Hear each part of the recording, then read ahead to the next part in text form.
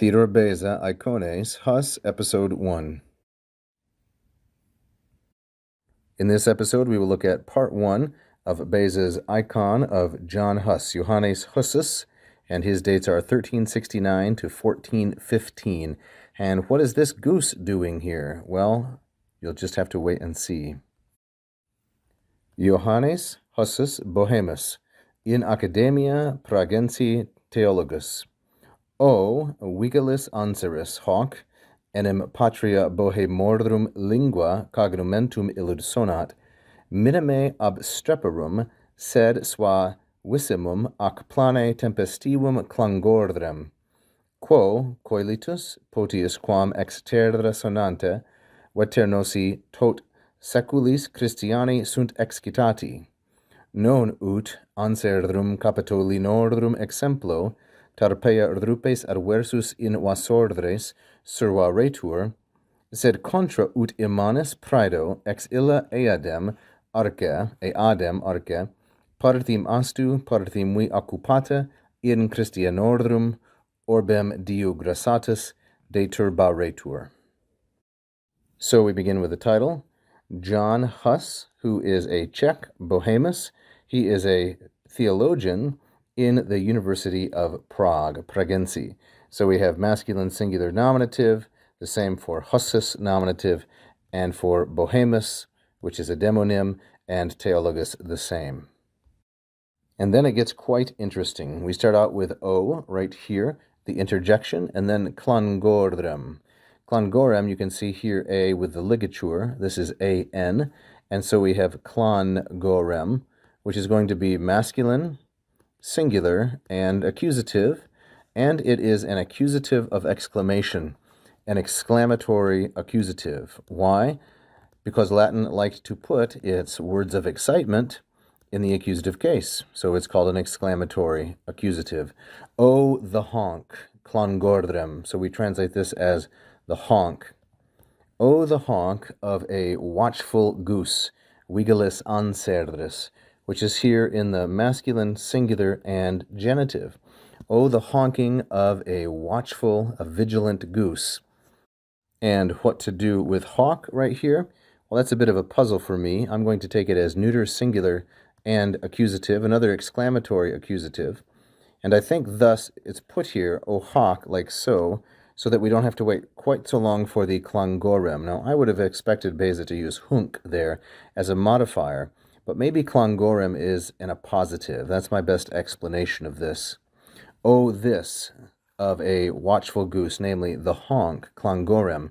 Now we're going to have in this parenthetical for enim patria lingua, in the native language of the Czechs, bohemordrum, so patria and lingua, feminine, singular, and ablative, for in the native language of the Czechs, and bohemorum is a masculine, plural genitive, of course, cognomentum illud, that cognomen, that last name, namely Huss, has that meaning, illud sonat, it makes that sound.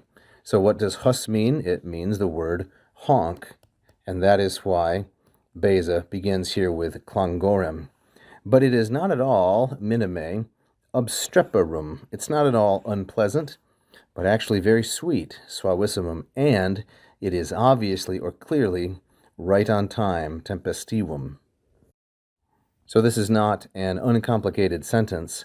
Let me explain a little bit more how it works. We have O, hawk, then clangorem as an exclamatory accusative, and it is modified by obstreperum, suavissimum, and tempestivum, all of which are masculine, singular, and accusative. Like the noun, they modify clangorem. We have minime, which means not at all, so not obnoxious, obstreperum, like a goose's honking might sometimes be, but in fact suavissimum, the superlative adjective, very sweet, and of course ac plane, and obviously right on time, tempestivum. Now we carry on here with quo, with which, quo, sounding, quo sonante. This is an ablative, masculine, singular, and ablative, masculine and singular, of course, because the antecedent is clangorem, the honk.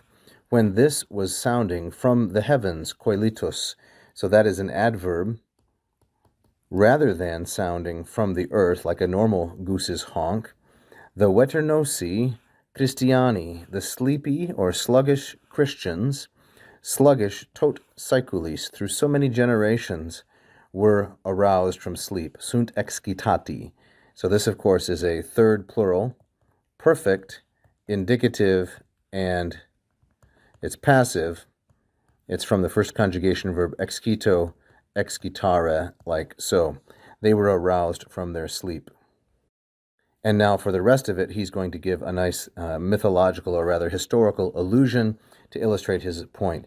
They were not aroused, not like exemplo anserdrum capitolinordrum, not in the example of the Capitoline geese, so exemplo, neuter, singular, and ablative, and capitolinordrum and anserum, masculine, plural, and genitive. So this was in 390 BC, when the honking of the geese saved Rome from the invasion of the Gauls.